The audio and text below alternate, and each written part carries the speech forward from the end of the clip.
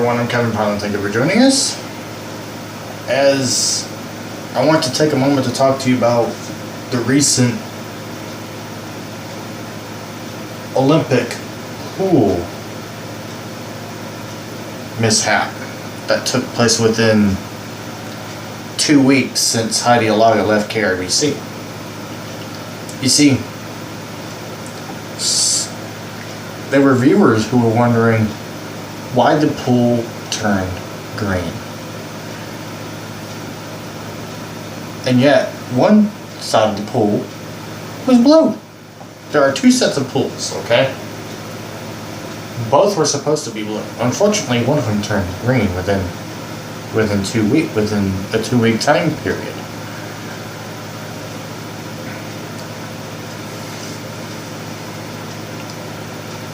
Now,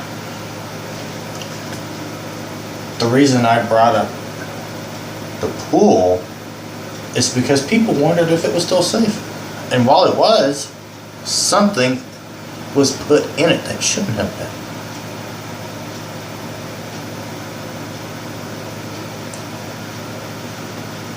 So now, I'm starting to wonder, was all that necessary? When the pool became green all of a sudden, and now the people who put the water there are having to drain it and refill it? That didn't stop Michael Phelps from winning the gold medal. I'll tell you that right now. Because I never saw footage of him actually swimming in the green pool. I saw him in the blue. But the one thing I liked about this year's Olympics was that there were two separate stations that were in addition to the networks of NBC. One was a basketball station, and the other was a soccer station. They were specialty channels that I'm sure many of you have heard about. For those of you who have Sunlink, if you live in Abilene, Texas, you can get it on channels 210 and 211. But everywhere else, you have to call your cable company to let them know, hey, we're interested in those channels, because we love it.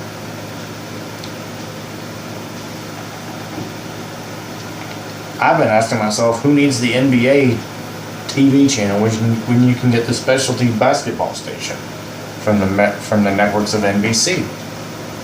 Because I watched it and I loved it.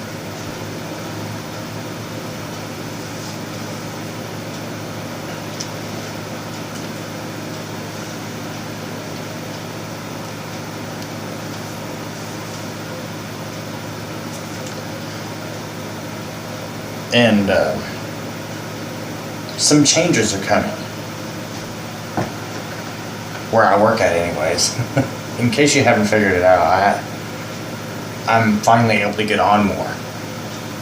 Because I have changed the way I do my show, and it's actually helping. If I appear mirrored, please accept my apology for this. However, if I'm not mirrored, you're happy.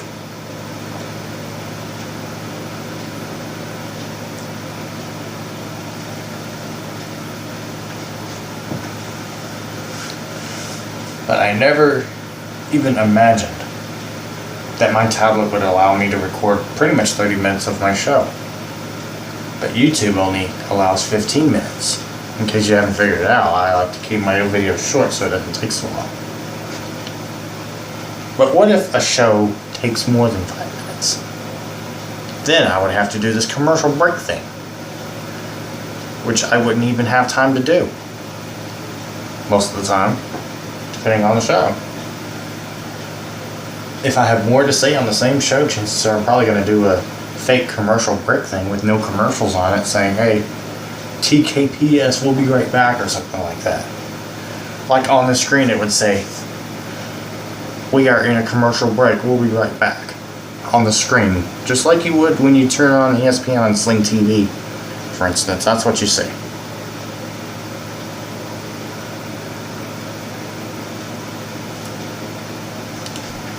I mean, and while I can't watch it at home, I could watch it on the go, but I don't have to. That's the point. when I can watch TV here with just cable. Which, by the way, I love doing. I guess it's a money saver if you want to know the real truth. Now, if Sling TV wanted to carry my show, they would have put me on one of their special teaching networks like Maker. Or more specifically, Polaris Plus.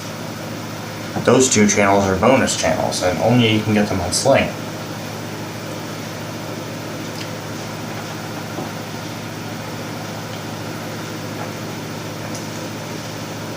But not many people watch them anyways, because it's pretty much all video game stuff that I'm not even interested in most of the time.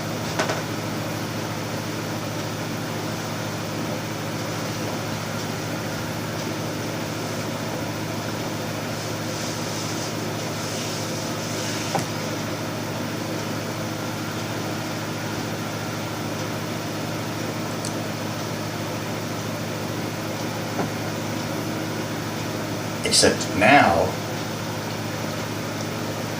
things have changed.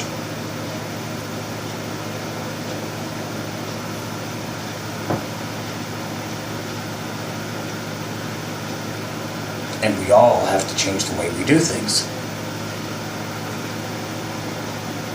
Even I have to do that.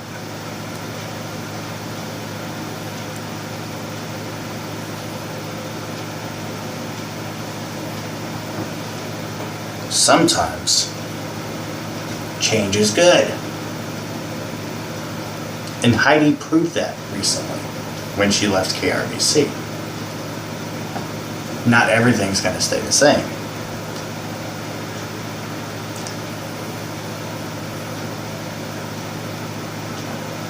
But the one thing that I love about doing my show is that even if you're not in Abilene, you can watch my show.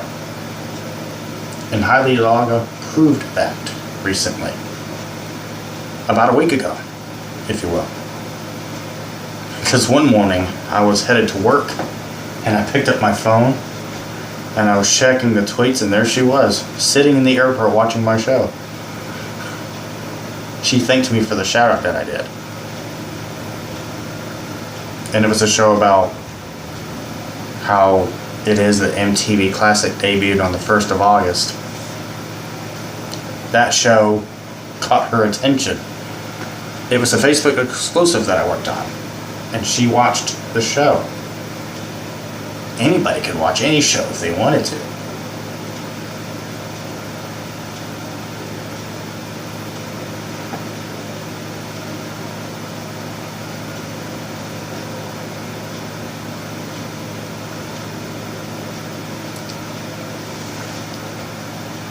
And just like many people are willing to keep in mind, a fan is a fan by any other name. Whether it's a reporter or someone who enjoys watching my show, even if they haven't followed me on Twitter or liked me on Facebook. You know?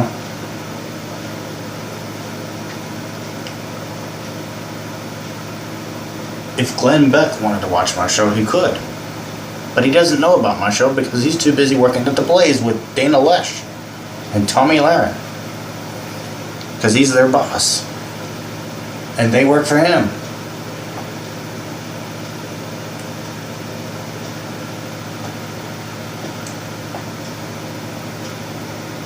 At the time that Centlink dropped the Viacom channels, I was finally able to watch The Blaze for the first time, and I loved every minute of it. And there was one lady that I enjoyed watching, and her name was Dana Lesh. She even did her own version of Jeopardy, which unfortunately you couldn't finish playing the whole puzzle board, but I loved it, just a minute of it. It was about extremism and how it was that,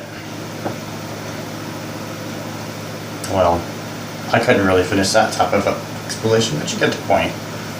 It was uploaded on YouTube and I watched it.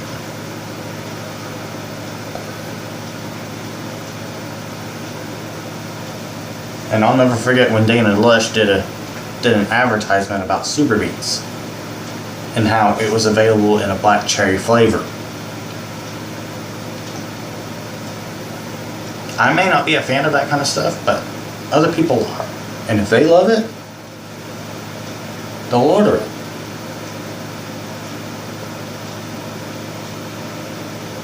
And that's why I say a fan is a fan by any other name. Because when you're a fan of something and you're interested in it, enjoy it. That's what it's about. My show is about my opinion based on news stories, including the incident where the pool turned green at the Rio Olympics just 2 weeks after Heidi Laga left KRBC. If not a week, maybe.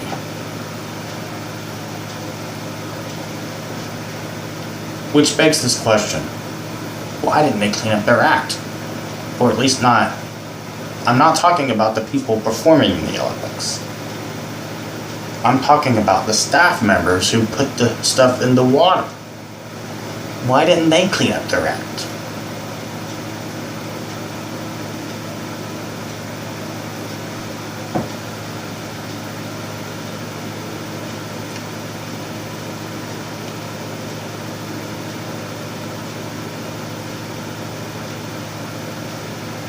Just a moment ago, before I started doing the show, I came across an article on Twitter about a fight that broke out over some dogs, and the argument started at midnight.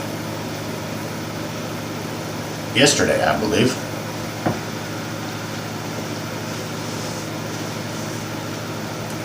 Why do people get into arguments over dogs for? Did the dog bark too loudly? Did it bite somebody?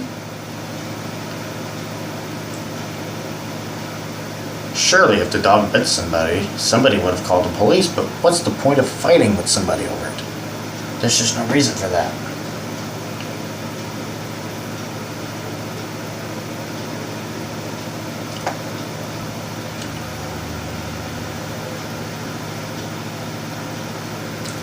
You know, about a year or two ago, I was watching an article on KUTV's website, the CBS station in Utah. And Matt Gephardt did a story about a guy who got a parking ticket that was 15 minutes in the future. What was the guy working for the company watching? Back to the Future? Speeding ticket edition? Because I'm willing to bet that's what the guy was doing. Matt Gephardt straightened it out on the guy's behalf, and he never had to pay the fine. And as for the guy who was writing the ticket, well, his watch was set 15 minutes fast. Well, that's to be expected. But the guy should have at least asked what time it was before he wrote the ticket.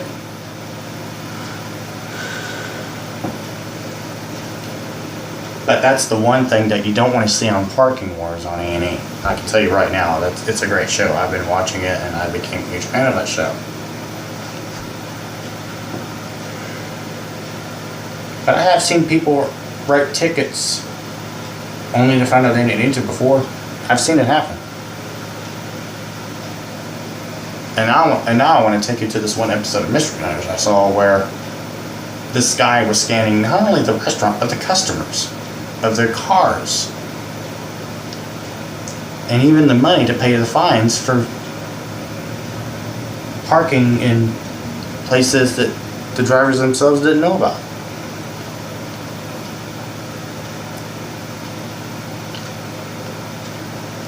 Turns out the manager fired the valet company, but kept the employees and had them do something they shouldn't have been doing. So the owner fired that manager, told the two guys they couldn't come back there anymore. How were they supposed to know they were doing anything wrong to begin with? They were just doing their jobs based on what they found out. They may have been fired from Vicks, but it wasn't their fault.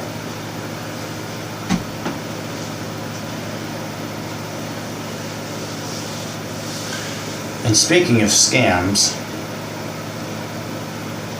I read an article on Facebook about this mom who recently had an infant, if you will. Supposedly, the agents knocked on her door and said, "We're here to take your kid away." The problem was, they weren't. They weren't the agents. They were fakes. She called the police on those two. And they said to her, it's a scam. To get you to pay a fine you don't owe.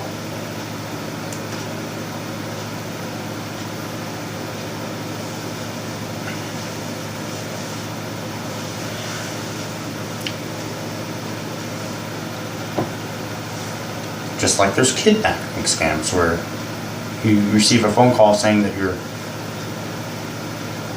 family member's been held hostage and you need to pay us this money to get him out.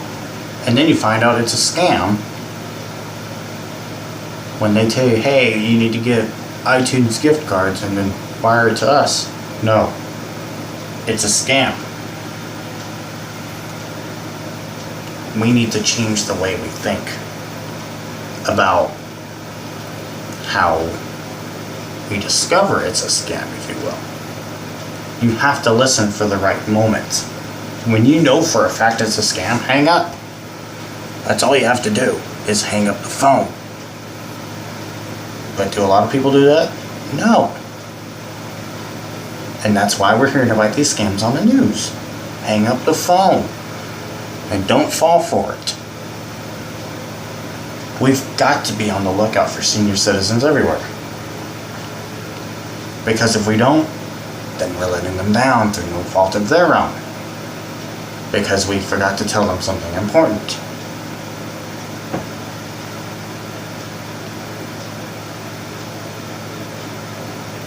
I want to thank you for watching my show. Have a nice day.